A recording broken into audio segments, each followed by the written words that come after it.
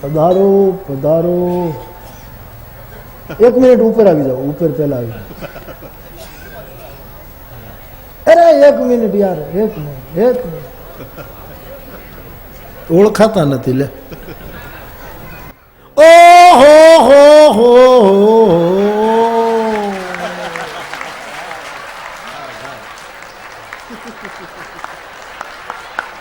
રમેશ મહેતા.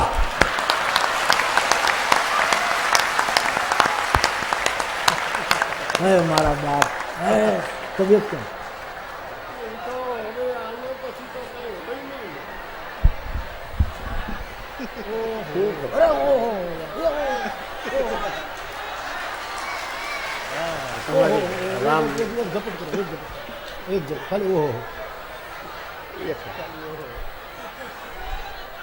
એ આટલો બધો આ માનવ મેળાવણ જોઈને મારાથી બોલાઈ જાય છે કે ઓ તમે બોલો.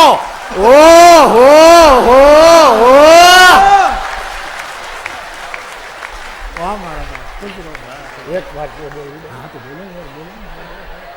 મને અનિલભાઈ ખંભાઈતા કે અહીંથી 1 જ કલાકનો માર્ગ છે, પણ ભાઈ તમને જુવાનીઓને 1 કલાકનો લાગે. એ મારે તો આખો બહુ યોગ્ય તઈ અહીં ભોગ્યો છો.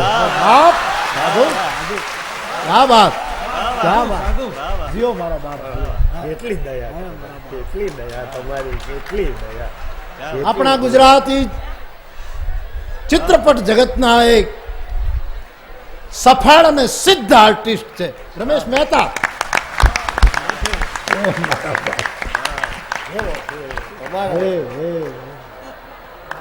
હવે મને ક્યાંક હેઠો બેહારી દ્યો. ઓહો ભાઈ ભાવેશ ટાંગા ધરું જોવા મળ્યું.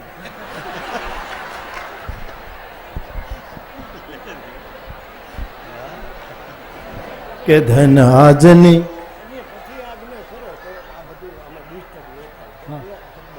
બોલો ને પછી. અરે યાર પછી વીજળી ચમકારે મોતી પુરવી લે મારે. અરે પણ જીતી ગયો.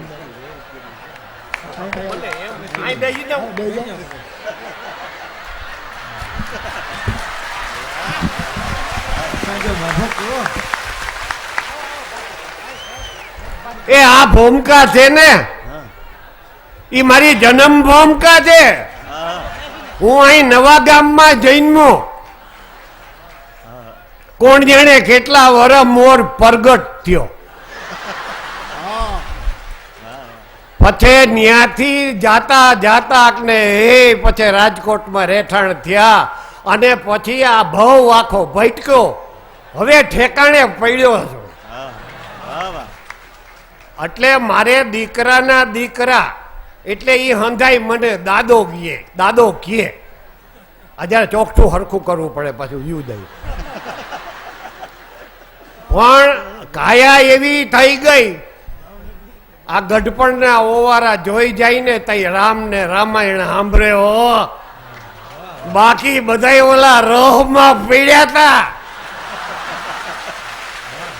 ઈ રહને અમે ગોયા. હવે આ ગઢપણના ઓવારા દેખાણા અને સામે મોતના નજારા દેખાય. કંઈક ડાયાબિટીસના ઉફાણા આવે તઈ. બાપુ ઓઈલું કહી દઉં આંખમાં. એ આંખમાં મોતિયો, કાનમાં લાલિયો, માથે ધોળિયો, એની વચ્ચે ટાલિયો, ગળામાં ગાળિયો ગઢપણનો, લોહીમાં ખાંડિયો ડાયાબિટીસ, અને પેટમાં વાયરો. કઈક તો તાલાળામાં થાય છે ને એવા ધલાકા માલિકોર થાય છે. અને ગઈ ગુલાલી ગાલની ગઈ ચટકતી ચાલ, જીથે અમોડો બાંધતી તીથે પડ ગઈ તાલ. તોય તમે બધાય આ મોરારી બાપુ અને રામની કૃપાથી તમે બધાય આટલો બધો સ્વીકારો છો. એ તમે તો મારું ઓડિયન્સ છો. એટલો હરખ થાય છે, એટલો હરખ થાય છે ને બાપુએ એના કિંમતી કથાના સમયમાંથી મારા જેવાને આય બોલવા દીધો.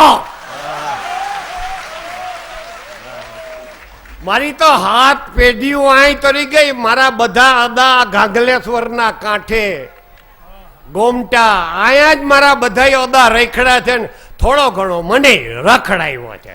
પણ રખડતો રખડતો એ વડીલોની દયા શ્રી રામની કૃપાથી આય ભોગી ગયો. હવે બધાય એક હારે બોલો તો મારે જાજો ટેમ લેવો નથી, તો બધાય એક હારે બોલજો. ઓહો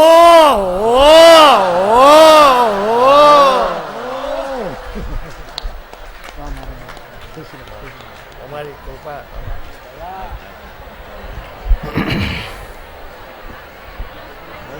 મારી હમ કે ધન આજની ઘડી તે રળિયામણી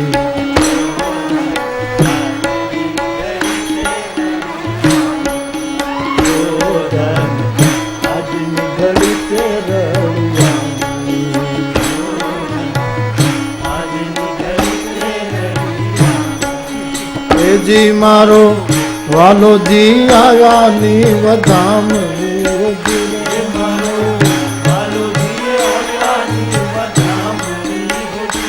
દાન આજની ઘડી તે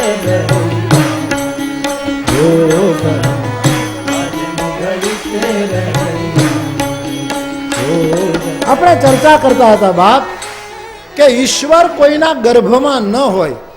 ઈશ્વરને જો આપણે કર્તુમ અકર્તુમ અન્યથા કર્તુમ સમર્થ જો કહેતા હોઈએ તો એ ગર્ભમાં પણ રહી શકે, આભમાં પણ રહી શકે અને ગર્ભમાં પણ રહી શકે. એનું પૂરું સ્વાતંત્ર્ય.